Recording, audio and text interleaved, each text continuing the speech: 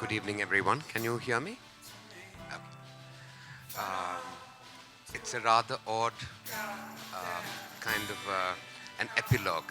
I've never done this before, so I'm going to try and do my best. I mean, the film in itself is complete, because he's brilliant in terms of how he deciphers vocabulary. It's a very distinct style, so it is complete in itself. So that's not what my response would be. My response would be more from a personal level in terms of similar kinds of searches uh, that would be of importance because Stephen Sagmeister, like some, perhaps me to an extent, some of my friends, there's certain things we can do brilliantly, and the other ordinary things which are very hard to do.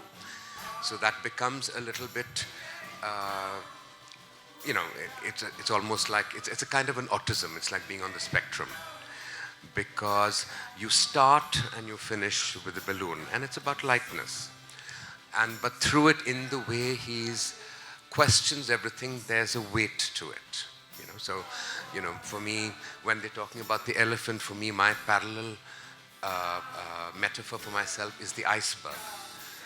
10% of the iceberg floats above the water and 90% is below.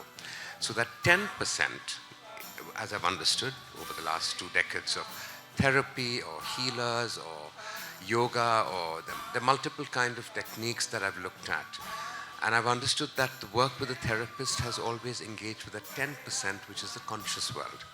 A little bit of it permeates into the subconscious world, and this the other 90%, which makes up subconscious world, makes up our dreams, makes up uh, family traumas, which makes up past lives, if you want to go there. There's a lot of things, and I found that the work on that 90% is what is very important because that's very intuitive.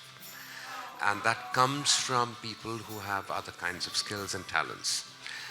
Because over here, I mean, he started in this with a process uh, of, of acknowledging that there was an issue that he wanted to resolve. And so it's very brave, and it's to be out there in public on a to just bear yourself. That's extraordinary, And I think when it was done 5, 7 years ago, for at that point of time, it must have been a completely new thing for people to respond to.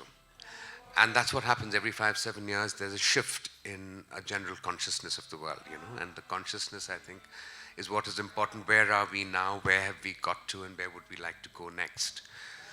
It's kind of ironic because one of the words, the happiness project, and to be happy, for a while now I've been saying the word happy should be abolished from the English dictionary because for me, from my perspective, my lens is it's about once upon a time and happily ever after.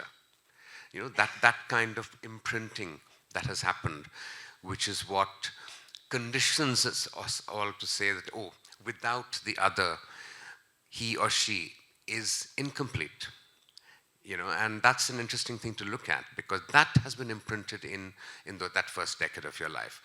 And so though he says that his family life was very happy and his parents were great, yet what he's carried away has traumatized him because he's not gauging himself. It bothers him that he's alone, that he's not enough by himself.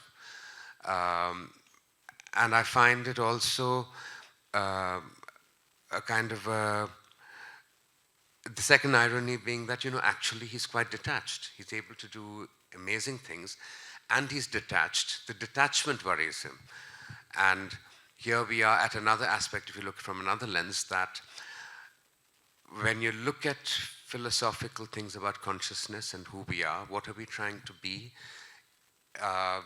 When I say not happy, it's because, yes, you'll have moments of joy, yes, you'll have moments of sadness or pain or anger, but they come and they go and you float through it. And that's something that is common, which is there in all the teachings from every single part of the world. I think that one thread rings true. I won't get into more detail than that. So, and that means that, yes, you can be loving and kind, yet You can be disconnected. Yes, you're looking and observing what's happening around you. You're like the third person and you're part of it, but it doesn't affect you.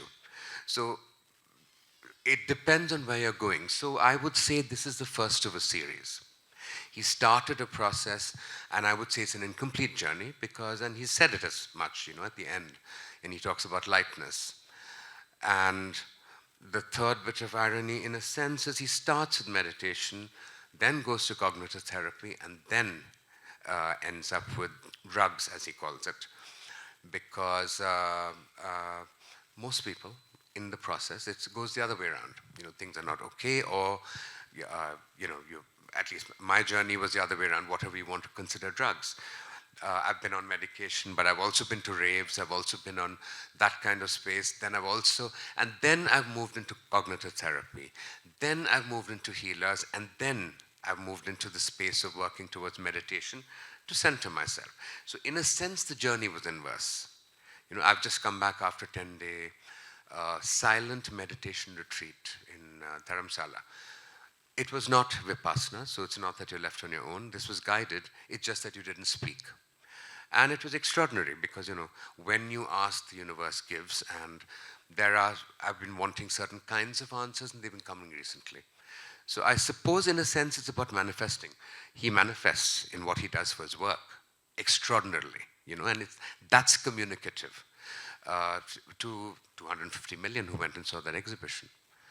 So I think it's an extraordinary project. I'm very grateful to Amit, to Kyle, to the STIR team to have asked me to respond to this and come on board. It's made me think. It's really I resonate with the journey because it's a journey that in very many ways, one that in steps I'm also going on, so I have a point of view on it.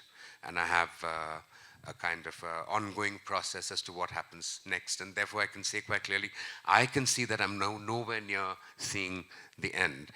And so I have a perspective to look back and say, now that can come up to here, in a sense. So I will now leave it at that.